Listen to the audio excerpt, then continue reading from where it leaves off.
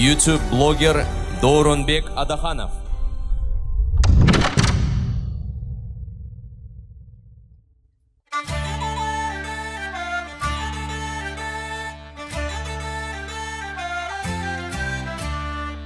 Кызыктын бары алдыда бизден алыстабаңыздар. Саламатсызбы, Чынар айым? Саламатчылык. Кандайсыз, жакшысызбы? Жакшы. Атайын Кыргызстандан мекендештер долбоору бүгүн Шотландиянын Эдинбург шаарына келдик. Бүгүнкү маегибиз өтө кызыктуу жана маанилүү болот деп ойлойм. Сиздин көргөнүңүздөн биз кубанычтабыз.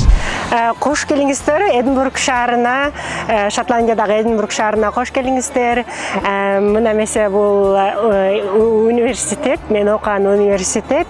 Бүгүнкү күн жакшы болот деп мен дагы үмүттөнөм. Болмуш болгон күндөрүм аябай татаал болгон. Бирок азыр ал күндөрдү жылуу сезим менен карап эстейм. Негизи ушу Шотландиядагы карыгандай типичный үй десек болот да, ошолчу. Ушундай үйдө отурушат. Эдинбургтан жалан эле Кыргызстан жөнүндө жашоосу жөнүндө сүйлөшүп атабыз деп ойлошпосун биздин көрүүчүлөр. Шотландистер азыр Шотландия жөнүндө суроо берейинчи. Дайыма космонавт болгум келчү. Бирок тилекке каршы каяктан космонавт болгонго Кыргызстан менен аябай сыймыктанам. Дайыма баргым келет, тоолорун сагынам.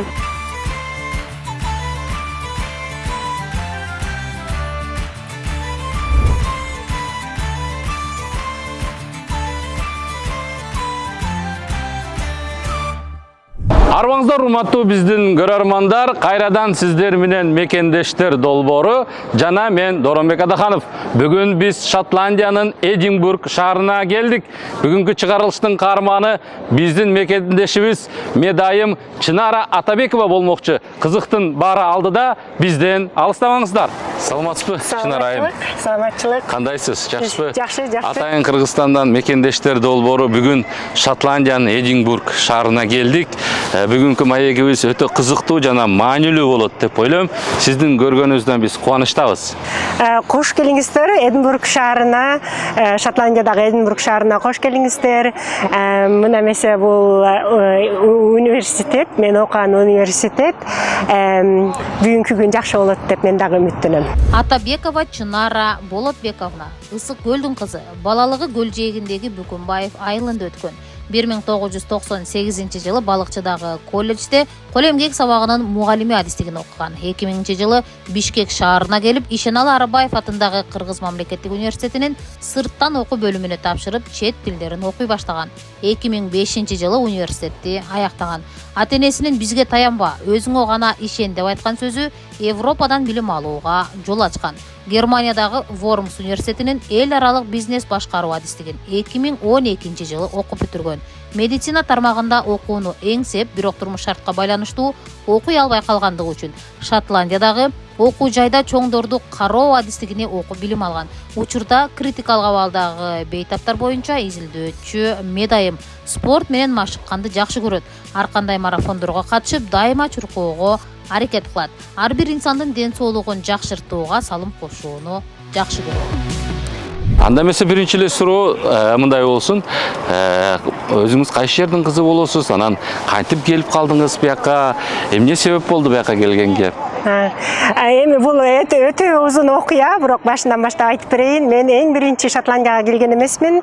Мен эң жаш кезимде чет өлкөгө сапарым эң жаш кезимде башталган. 20 жашында биринчи Германияга келгем. Германияга бир опер сыяктуу болуп келгем. Анткени Вормс шаарына келип, биринчи опер болуп келгем. Пайнштрассе деген Нойштадт деген кичинекей айылчасына келгем. Ал жакта бир 10-11 айча опер болгом. Ошол жылдын ичинде ошоки сынактарынан университетке тапшырайын деп сынактарынан окуп, ошолоруна даярданып, анан экзамендерин тапшырып, көрсөтмөлөрүнөн өтүп, анан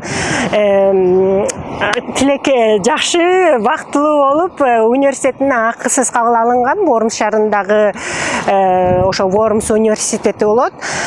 Ал жакта бизнес администрейшн, эл аралык бизнес деген бизнес башкаруу болуп, башкаруу деген адистигинен билим алып чыккан. ал жакта болгондон кийин өзүмдүн жолдошумду ал жактан таанышып, анан Шотландияга көчүп келгенбиз. Анткени менин жолдошум Шотландияда иштечү. Анан бияка келгенден кийин турмуш курганга көп чоң маани бергем. Анткени ошо жашым 30-дарда болуп калган эле да. Анан мен биринчи очередте ошо балалуу болгум келген, үй бүлө кургум келген. Анан биз балалуу болдук, 2 балалуу болдук. Андан кийин ошо NHS'те иштейин деп, ошо NHS'тин принциптери мага аябай жакты. Анан ошолорго салымымды кошкум келди. Анан ошондуктан өзүм медайым болоюн деп чечтим. Анан мына ошол университетке келип, ушул жактан 3 жыл окуп, биякта окудум. Бирок бул жака кирерге чейин дагы көптөгөн тоскоолдуктар болду, көптөгөн сынактар болду. Эмне үчүн дегенде мен бияктан окуган эмесмин да, Кыргызстандан окугам, өзүм Баканбаев айылынан болом, кыргыз мектебин бүткөм. Анан ошондо Баканбаевда. Баканбаев. Жолочу Алтымышбаевда бүткөм.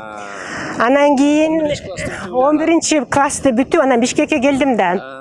Анан Бишкектен келип, Бишкекте бир аз жашадым.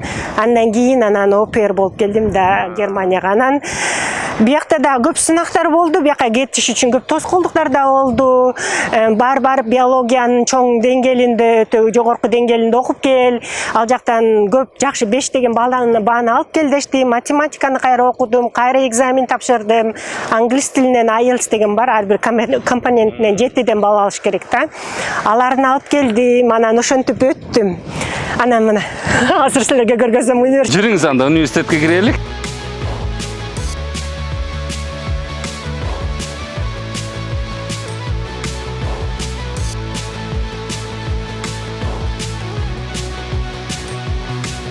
Мындай суроо болсун, негизи эле бул Эдинбургдагы азыркы университетте канча студент окуйт, шарттары кандай, канча өлкөдөн канча өлкөнүн өкүлдөрү бар биякта, анан кандай факультеттер бар?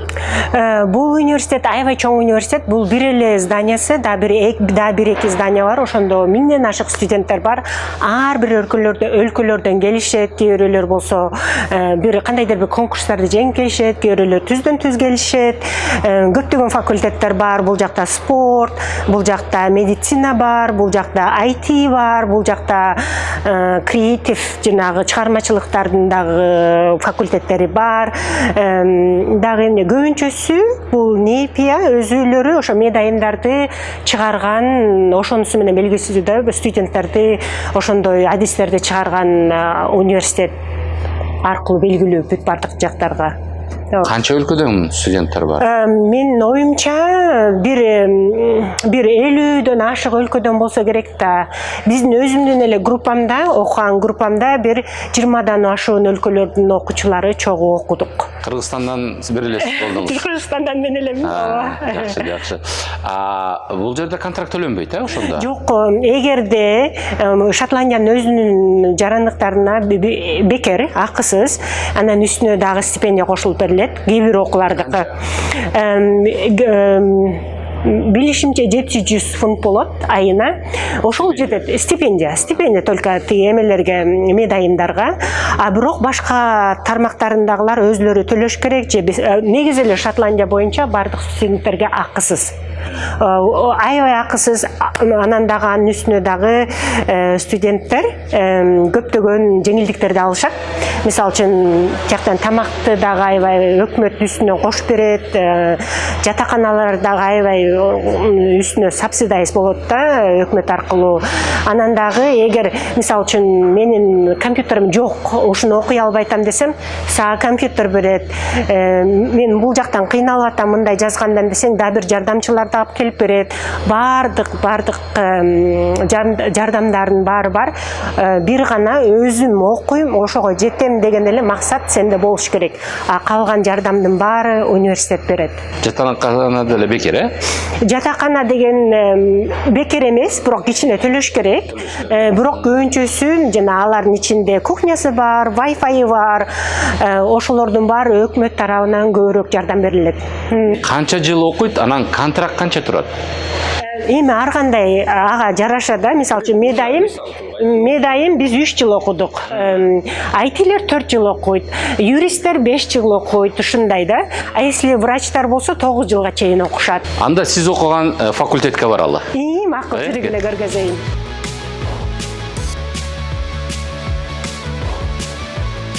Чынар айым, эми биз ушул сиз окуган университеттин факультет ушул бөлүмүнө кирдик, азыр. Бул сиздин мугалимиңиз, мен билгенден. Анан мындай суроо берейин дедим эле, биз атайын Кыргызстандан ушу мекендештер долбоору келдик. Чынар айым жөнүндө атайын ушул долбоорду тартып атабыз. Негизи эле окуп жүргөндө Чынар айым кандай болчу? Анан сиз ушул Кыргызстан жөнүндө билчүңүзбү? Анан кандай окуду? They are saying they came all the way from Kyrgyzstan. They have the Mekendeshter is like a citizens. They are doing a little documentary, taking a video, and she is asking, "This is you, Momo. You are my teacher. Your name is Helen Matthew. And did you ever know about Kyrgyzstan?" And what kind of student I was? So I've heard of Kyrgyzstan, but I've never been. And you're a fantastic student. Helen болсо Кыргызстанга эч качан барган эмесмин, бирок мен уккам. Чынары болсо абдан жакшы студент болчу. Эми карачы аябай жакшы эң мыкты студенттердин бири. Тренингден өттүң, жакшы жумушта иштейсиң, ал жактан дагы жакшы жумуш кыласың. Я эң мыкты студенттердин бири болчу.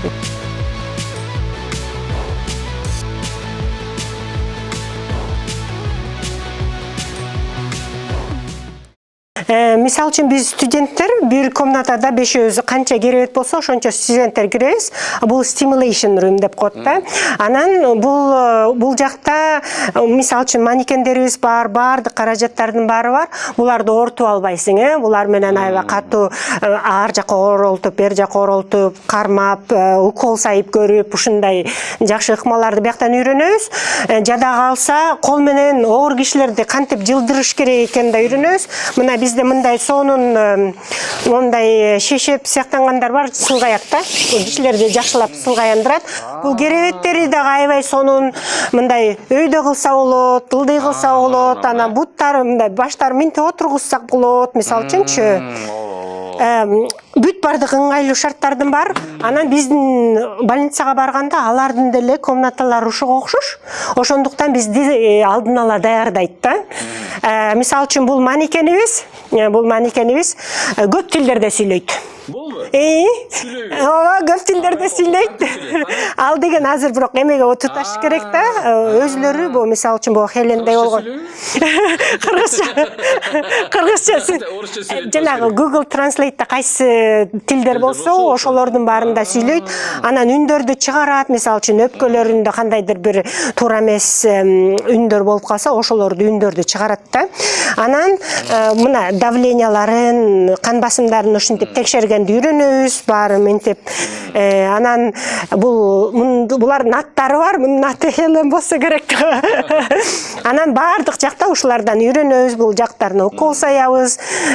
Булар аябай кымбат баалуу манекендер. Анан бизде ар түрдүү дененин түсүнө жараша да манекендер бар. Азыр бул комнатада эмес, тиги башка бөлмөдө экен, тиги студенттер даярданып атышыптыр. Каралар бар, денеси кара, анткени алардын кан тамырлары жакшы көрүнбөйт.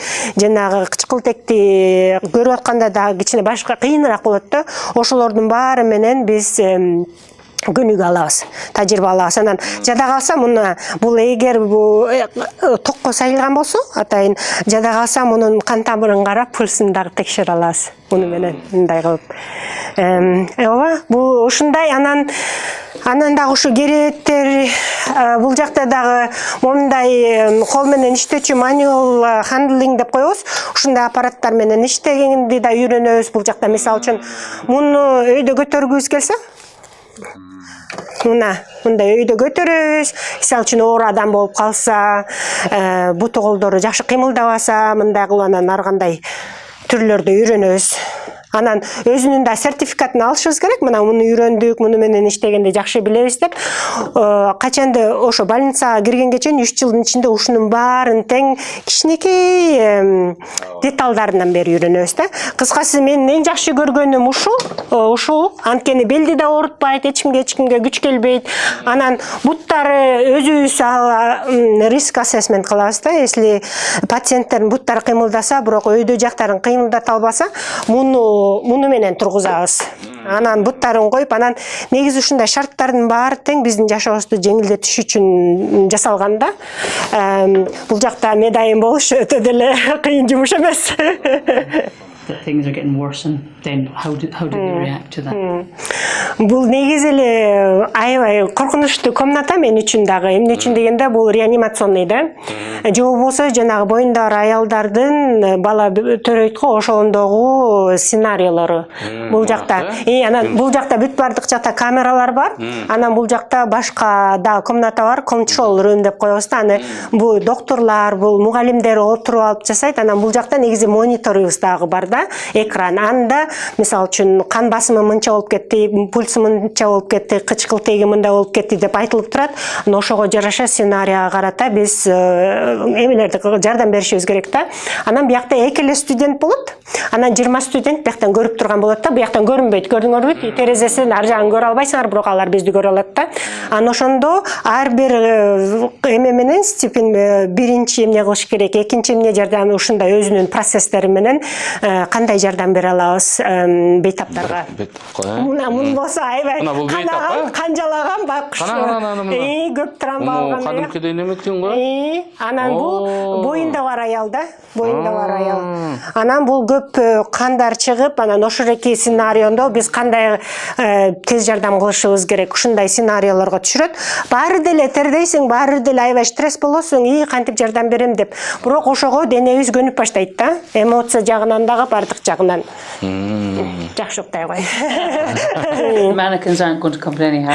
It's to prepare them for going out to clinical practice. Мен мугалимим айтып атат, бул жак өтө сак студенттер үчүн. Мисалы үчүн, эгер бул жактан биз баарыбыз тең ката кетирсек болот. Ката кетиргенде бизде бул жактан фидбак алабыз мугалимдерден. Анан ошорекине кандай өзүбүздү кандай өнүктүрсөк болот, кандай эң мыкты медайым болуп чыгып келсек болот, бул жак эң сак жер. Анткени манекендерди эчтеке кылып булар эметпейт, алынбайт, булар эчтеке жаман сөз айтпайт. Булар биз үчүн аябай сак нерселер да, даярданганга. Анан ушул жактан аябай даярданып, анан чын дүйнөгө чыгабыз. Бул болсо контрол бөлмөсү деп коет. Бул жакта докторлар, мугалимдер олтурат дагы. Бул экрандан көрөт, анан өзүңөр көрүп тургандай эле тиги манекенди да көрөт, эки студент эмне иш кылып атканы көрүнүп турат. Айдан ачык. Анан бул микрофон менен докторлар кеңештерин берет, эмне кылыш керек экенин. Анан бул жактан аябай жакшы көнүгүү болот да студенттер үчүн.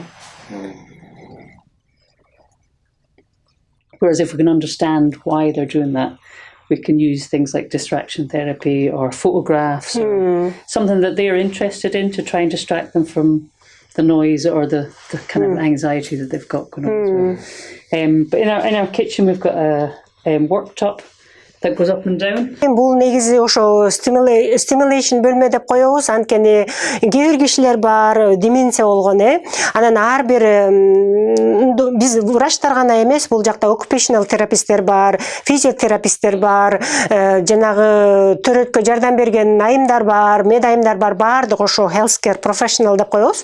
Ошолордун баары тең бул жактан көнүгүүлөрдү кылышат да. Эмне үчүн дегенде, мисалы үчүн студенттер келгенде дагы ошолор ошо деменция болгон караган кишинин же ошо бейтаптын өзлөрүн ошонун ордуна коюп, эмне үчүн алар ушунчалык коркот, эмне үчүн ушундай стресс болушат, ошолорду түшүндүрүшүбүз керек да. Ошого биз бул жактан аларга көптөгөн көнүгүүлөрдү кылабыз. Бир гана медайымдарга эмес, бардык профессионалдарга. Бул бөлмөнү карап турсаңар, жада калса кичинекей нерселеринен бери баары пландаштырылганда, бүгүнкү күн эмне кыласың? демейсиң. Демейинсе кишилер унутуп кала берет го. Ошону ошол жака кылышат. Бул жакта жада калса кухнясы да даярдалган. Кухняны көрдүңөрбү? Кухнясынан бери даярдалган. Негизи ушу Шотландиядагы карыган мындай типичный үй десек болот да, ошолчу. Ушундай үйдө отурушат. Анан ушул жака студенттерди киргизип алып, кандай кылып жардам берсек. Жанагы физио, жана occupational тераписттер да келет да, аларга ыңгайлуу үйү. Кандай жардамдарды кылсак болот деп ушул жактан мындай көнүгүүлөрдү кылышат, сак бөлмө. Мунусу болсо эми спальный, ооба. Анан тигил жакта эмеси туалети, ваннасы, бул кандайдыр эле үйдү стимулейшн кылганбыз да. Мисал үчүн карасаңар, кичинекей жада калса кичинекей нерселеринен бери өздөштүрүлгөн да. Мисал үчүн карыган киши өтө тура албайт да, муну кармап туруп өйдө туруш керек. Мындай отуруштарды берилет. Жада калса мындай кичинекей отургучтар менен колго кантип жуушса болот. Ушулардан кичинекей деталдарынан бери пландаштырылган да.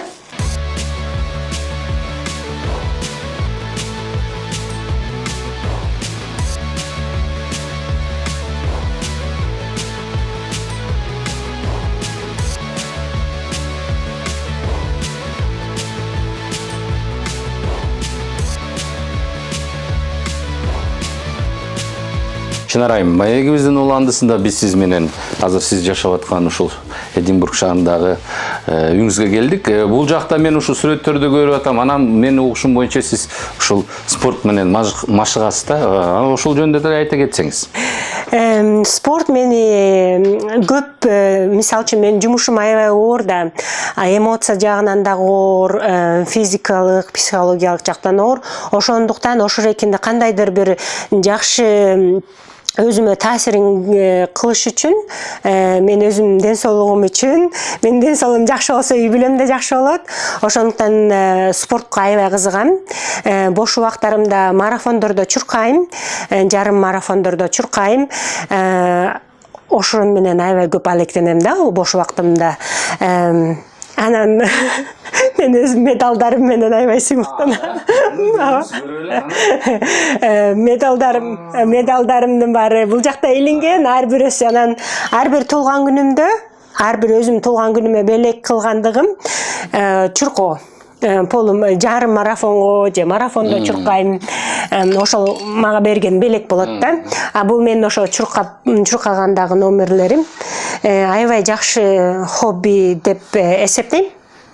Мисалы, кайсы жерден алдыңыз муну? Мисал үчүн Борики Blair Castle, бул деген тоодо ташта чуркаган Хайландда да, Шотландиянын тоолорунда жүргөн бул жарым марафон болгон.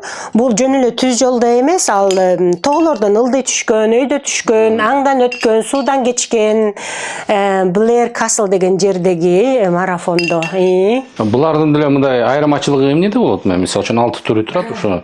Бул тоо ташка, бул сууга, бул Бул болсо Брукс деп коет, бул болсо аябай жакшы тоого ташка бул эмелери чыгып турган бул пластмассалары тоого чыгып, анан булай баткак болуп калганда жакшы сылгаянбай, жакшы чуркайт да. Биякта да муундарды жакшылап сактап турат, анан суу өткөрбөйт. Гортекс деп коет. Бул суу өткөрөт, кичине жылуу болгондо тоо ташка чуркаган ботус аябай жакшы. Бул болсо жанагы жеңилирээк эле жумуштарды, карате, йога, кунг-фу ошолорго аябай ыңгайлуу тапичке да. Бул дагы тоого ташка чуркаган ботус, мунун дагы гриптери аябай жакшы, бул кармаган эмелери. Бул дагы суу өткөрбөйт да. Бул болсо асфальттын үстүндө чуркаган ботинка, бул чуркаганда ошо муундарга көп эме болуп берет го, жаман таасирин ошолорду сактаган ботус. Бул болсо ошо жимге, спортивный залга барабыз го. Ошондуктан таза көрүнүп турат да, ичинде жүргөндө жана тредмилден беговая дорожка деп коебу, ошонун үстүндө чуркаган ботусум да оңой, жеңил, жумушак. Анда эмне кылалы? Анда биз эме сиз менен тоо ташка чыгалыбы? Ошо мен чуркаган. Хотя Шотландияныкы тоо деп айтса болбойт, дөңгө чыгалы. Дөңгө чыгалы. Шотландисттерге дөң десеңер алар таарынып калышы мүмкүн да. Кеттик дөңгө анда. Дөңгө кеттик.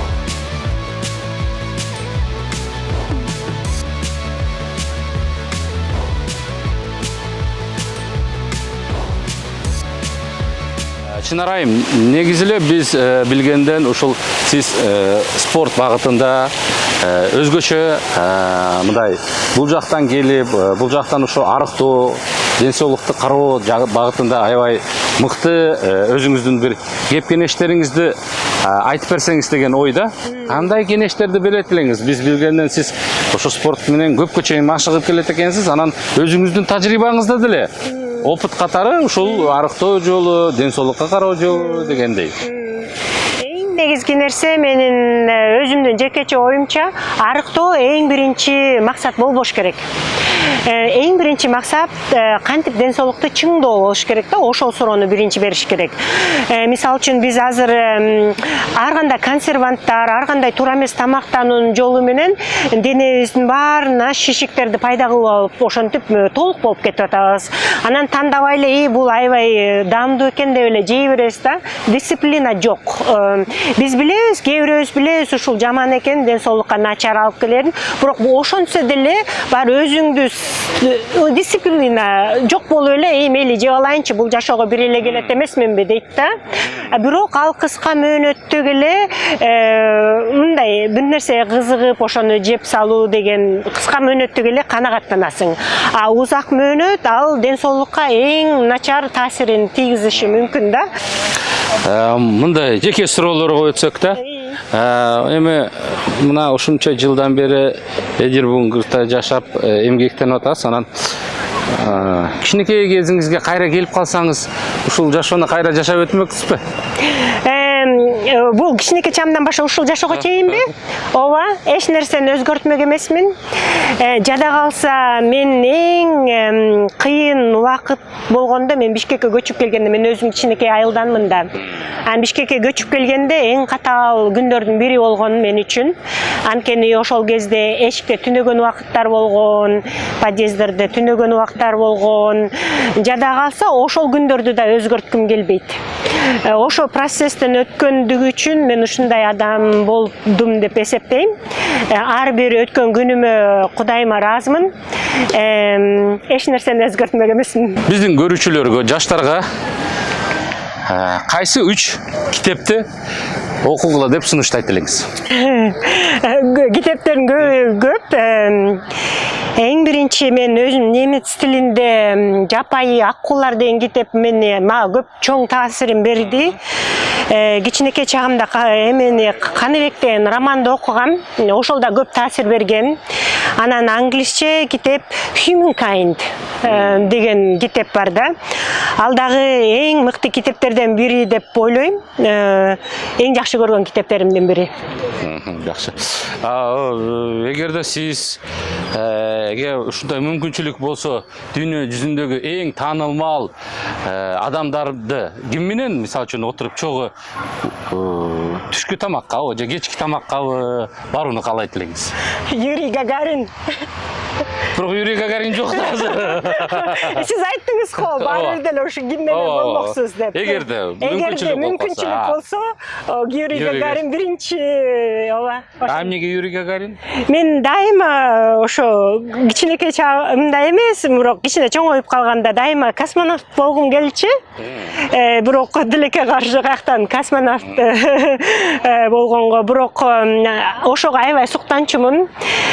Кичинекей чагымда ошону аябай жакшы көрүп, ошону карап, аябай жакшы жылуу мамилелер, жакшы сезимдер менен ошол эң биринчи мен жакшы көргөн кумирим болду деп эсептесем болот. Адамдардын сапаты, характери жөнүндө сүйлөштүк да. Адамдагы кайсы сапаттарды жактырасыз, анан кайсынысы бийик деп ойлойсуз? Сиз үчүн кайсы адамдагы сапаттар бийик турат? Мен эң биринчи орунга койгонум ал жөнөкөйлүк. Ошо жумушумда эне чечтебедимби, эмне үчүн ошого иштеп, ошолордун бөлүгү болгум келди дегенде, алардын принципи менин принципим менен аябай жакшы дал келишти да. Мисалы үчүн адамдарды бир теңдей кароо да. Алардын статусунун, бийлигинин, байлыгынын алардын мааниси жок. Адам өзү жөнөкөй, боорукер, кайдыгер карабай, кайрымдуу болгон адамдар мен аябай сыйлайм. Азыр могу жерден өтүп кетип атабыз. Бизге аябай кызыктуу болуп атат. Бул эмне экен? Полицейский эмнени кылып турат дейм да.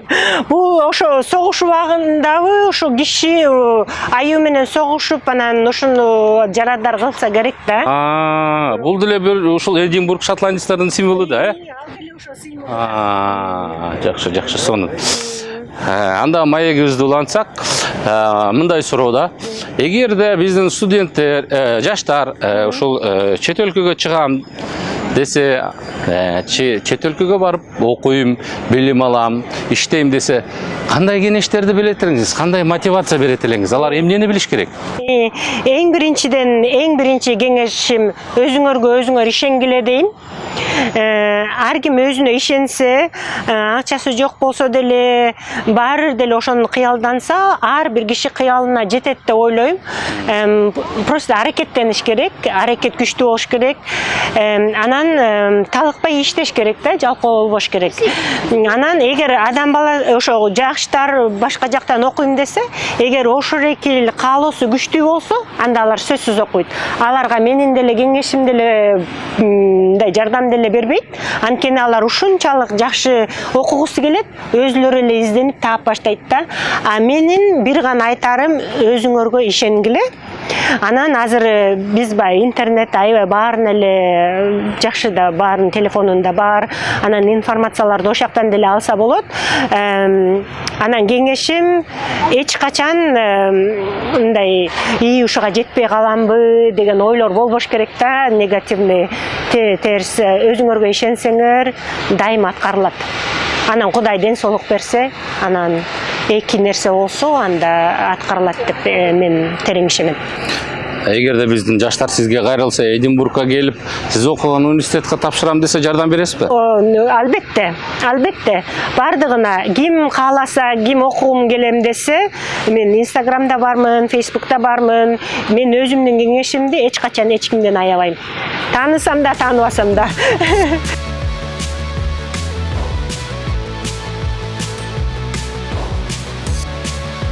Жашооңузда кайсы адамды идеал көрөсүз?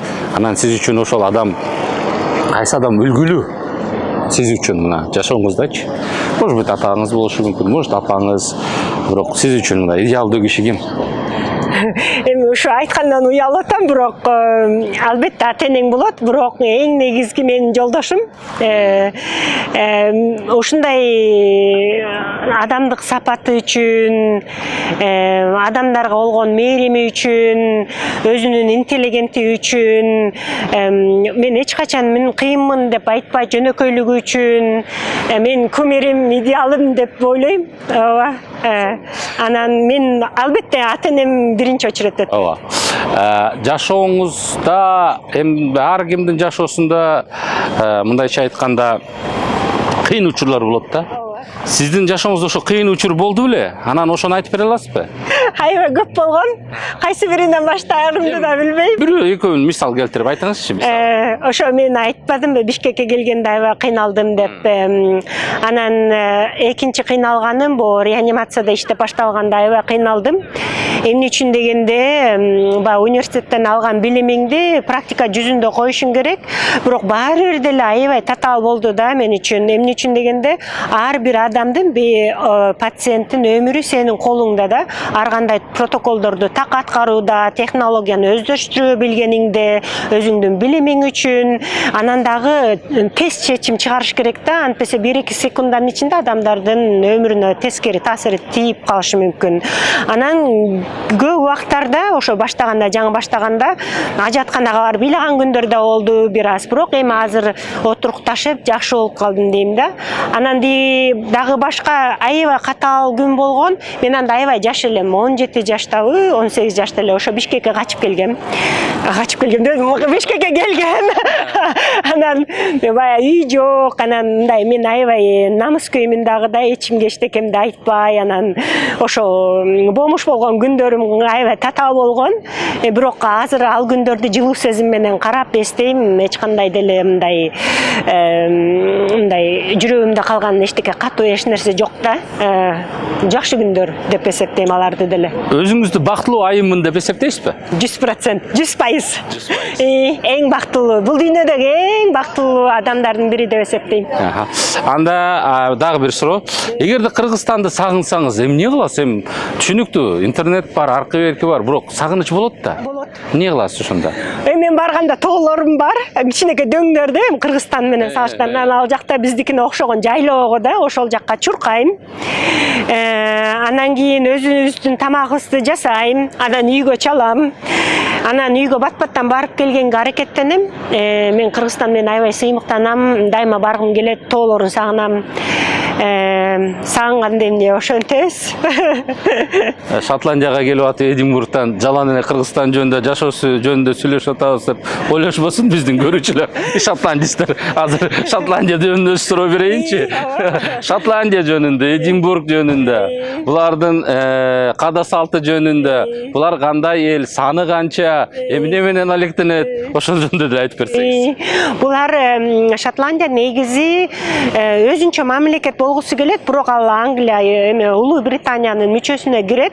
Канча жолу алар эме кылышты, выбор кылышып, өзүнчө болобуз дешип, бирок боло алышкан жок. Бирок аябай каада салты күчтүү, биздикине Кыргыздыкына окшош. Өзлөрүнүн традиционный кийимдери бар. Калкы болсо 5 миллиондон кичине ашыгыраак. Биздикинен кичинерээк. Бизге тамактары окшошуп кетет, жана быжысы, каймагы аябай эле окшош деп айтсам болот. Анан кишилери булардын эми салты башкача, маданияты башкача, бирок кыргыздар менен кичине окшошуп кеткен жагы аябай күчтүү адамдар да. Айтканын бербейт, жана Брейхартты деле көрсөңөр керек да, бизде кыргыздардыкына окшош да, намыскөй. Биз деле канча жолу согушуп, өзүбүздүн эгемендүүлүгүбүздү алып, ушундай тарыхтан өттүк. Ошолорго кичине окшошуп кетет бизде Шотландия өлкө. Элдери аябай сылык, сыпа, жаратылышты аябай жакшы коргошот. Өзлөрүнүн жери менен сыймыктанышат. Бул аябай тарыхка бай өлкө. Анан эмеси аба ырайы аябай бооз да, ошонусунан кышында бат эле күн чыгып, бат эле кайра кирип кетет, түштөрдө эле караңгы болуп калат, а жайында көп убакка чейин жарык болуп турат. Дагы эмне айырмасы бар? Көп айырмалар, эми качерин айтайын. Дагы бир суроо берип кетейин, бул өтө маанилүү биздин көрөрмандар үчүн. Орточо айлык маяна канча биякта? Брутто, нетто дегендечи, орточо. Орточосу, Эми ал көз карандыда эмне болгон жумушта экенсиң, сотсуңбу, медайымсың, мен өзүмдүн эле сферам жөнүндө айтып берейин. Биздики орточо айлык мына жаңы башталып, өзүлөрүнүн левелдер болот да, стипендери 5, 6, 7, 8, 9, 10 деп, если ортосунан алсам бир 50 миңдей болот го дейм, 40 миңдей жылына. 50 миң, 40 миң жылына, ошондо айына канча болуп калат? Бир 3 миң, 3 миң фунт. Фунт менен эсептелет. 2,5-3 миң, если полуставка болсо бир 2 миң, ушунун тегерегинде болот да. Примерно бул, мындай эле приблизительно эле. Анан эми шотландистер деле барып, кайсы жерлерден эс алат экен? Ошондо эле айтып бериңизчи. Шотландияга ушунча турист келет экен. Булар деле башка өлкөлөргө чыгабы? Ооба, көп чыгышат. Булар негизи өзлөрү суук өлкөдө жашагандыктан дайыма ошо витаминди жетишпейт бизге дешип, анан көбүрөөк күндүү өлкөлөргө барышат да. Бул Европаларга, Испанияга, Италияга барышат, көбүнчөсү Грецияга барышат. Мындай көбүрөөк мындай уже develop жана өнүккөн өлкөлөргө көбүрөөк барышат. Менин оюмча. Бирок жаштары көбүрөөк алар кичине кызыгат окшойт да жашоогочу, башка культурага. Анан алар ошо өнүгүп келаткан өлкөлөргө көбүрөөк кызыгат. Дагы бир суроо. Азыр биздин Кыргызстанда деле көп нерселер өзгөрүп атат, жакшы нерселер болуп атат. Экономика жагынан, туризм жагынан, социалдык багытта дегендейчи, медицина жагынан.